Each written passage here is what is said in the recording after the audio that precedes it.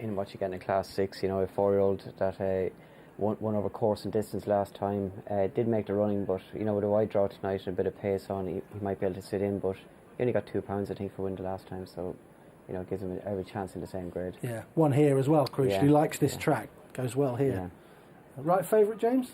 Yeah, it probably is. I did that race, obviously. It wouldn't move it. It doesn't move at Chelmsford without me. And it was a race of serial non-winners, and I was screaming for Arlecchino's Arc because his patient connections had kept him in training through many an ordeal where he'd been touched off, and he got a first win there. He draws 11, which is, I think he's absolutely fine, and he is the one to beat off a perch of 55. I wondered about this Malarkey, Angus, on the basis that the numbers here for Kieran Fox and John Best are insanely good. Are they? Yep. Okay. At Chelmsford over the years, and this horse is a course and distance winner, which counts for quite a lot in this quality of race, and I think he offered a bit of value at 6-1 coming off the penultimate start win at Kempton in January where he made all. So massive Kieran Fox fan. He's a secret weapon of shrewd long odds punters. Okay. The Fox, miles of wins above expectation. He really has. He's ridden many more winners in his career than the market suggests. I thought Brighton Lass might be quite well treated, and has won here before, and there's money for her for him. Right. Yeah, one day before him was fourth over course and distance last time. Good draw, and with 2 or 3 possible front runners in, might be able to just get a box seat and finish off well. Yeah, might get a fairly good sit from there. So what is it to be then, James? Keep your good record going. Malarkey for me, but okay. I've got respect. It's a wide open race, isn't it? And I don't blame anyone being on the favourite or your Brighton Lass. Brighton Lass for me. Yeah. Well, I think if my selection can finish in front of that one, I think it'll go close to winning. You'd be surprised, yeah. Well, I wouldn't know. I'll be absolutely delighted. I'll christen my new coat with a winner. Good. Still waiting for its first winner.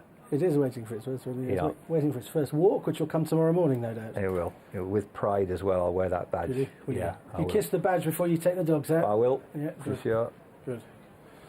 That's what we like to hear. Yeah. Right.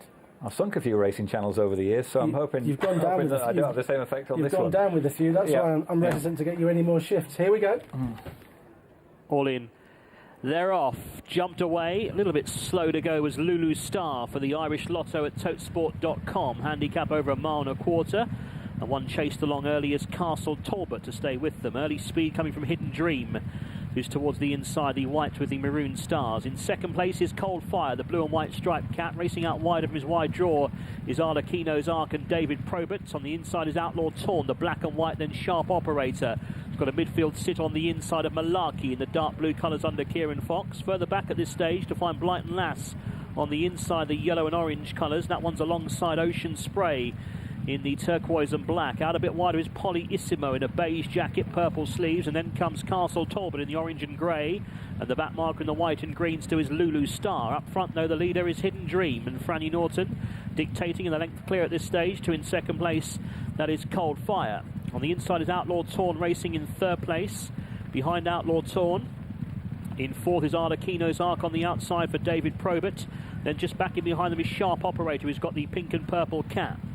Then comes Malarkey in the dark blue. Further back is Ocean Spray, who's on the outside of Brighton Lass in the yellow and orange. The leader just slightly awkward there at the 4. That's Hidden Dream, but still leading a half length to Cold Fire in second. Back in third is Outlaw Torn, now just ahead of Arlecchino's Arc. And then Sharp Operator back on the inside of Malarkey. Brighton Lass is next in the field. Ridden along is Ocean Spray as they quicken up. Then comes Castle Talbot. Pollyissimo just caught a bit wide. And then comes Lulu Star.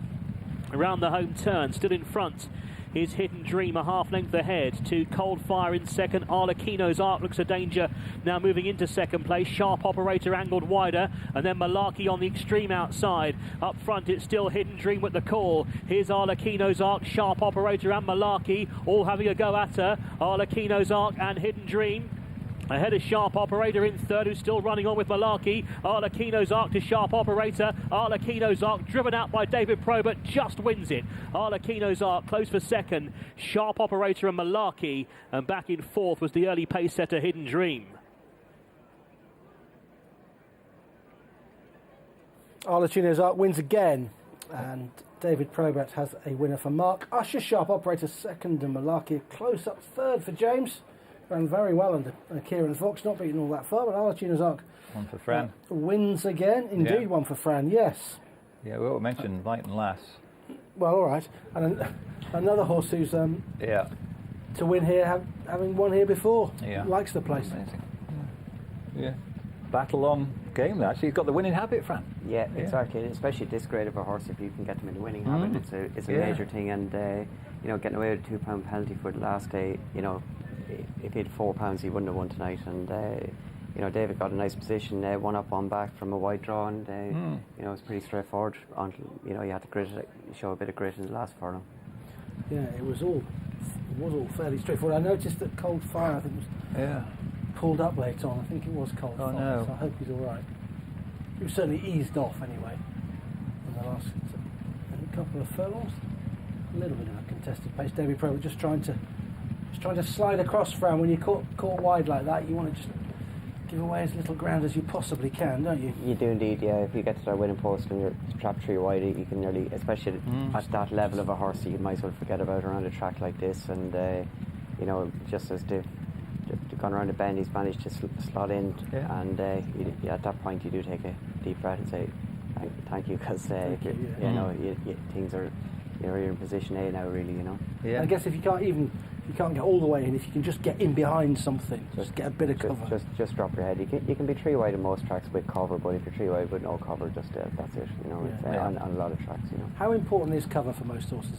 Do you think? Oh, I think it's key. You know, to predict. You know, every horse is different, but just for, you know, keeping them relaxed and not exposing them, and you know, you tend to save. James and probably figures better, Yeah. but they tend to save energy better and finish off. Do better, they? you know. Can you feel them Yeah. actually just relaxing in your hands? Can you feel them dropping it once they get in behind? Yeah, and it just feels like the horse in front of you is doing the work for you. You know, that, It's you know, sort of slipstreaming, yeah, yeah. exactly. And you know, if they're going forward, the one in front of you, you're not having to use your horse really to, you know, keep pace with them. It's just sort of pulling you along. Really. Yeah. I think it's that, actually, rather than... Do you? Yeah, well, the physics of it are that, yeah, relaxing, as Fran said, is the key there. Because in terms of air resistance, it's not so big as for humans, because, for the following reasons, folks, the human being presents a much, much larger surface area to the wind compared to its mass than a horse, who presents quite a small surface area and has a huge mass and therefore momentum.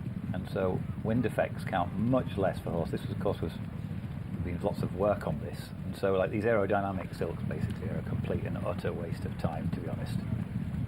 It is the fact that, yeah, it's the way that the horse will relax, isn't it? And sort of, it's the way that the race sets up nicely, doesn't it? If you can follow the right horse and kind of, you can then get the horse to the front. It doesn't spend too much time in the lead. Yeah. You know, it's like you just said, rather than the kind of drafting idea. It's almost like them not realising they've had a race, really. Just dropped in and Yeah. relaxed, settled, and then get to the front just late on. You know, they'll progress then, won't they? Yeah, They'll keep going forward. exactly. And you know, even at the lower level, this horse tonight just meant that he got the line, you know, better than the rest of them. You know, and Yeah. you know, just Key was getting in initially, and then, you know, he was able to. David didn't have to get competitive until the last furlong on him, and he just held on. You know. Angus, like, you know when they say, like, on a windy day, and you get all the theorists on the television saying, head on, no problem whatsoever. Massively overstated by the pundits. Ahead, if they're running into a headwind. Massively overstated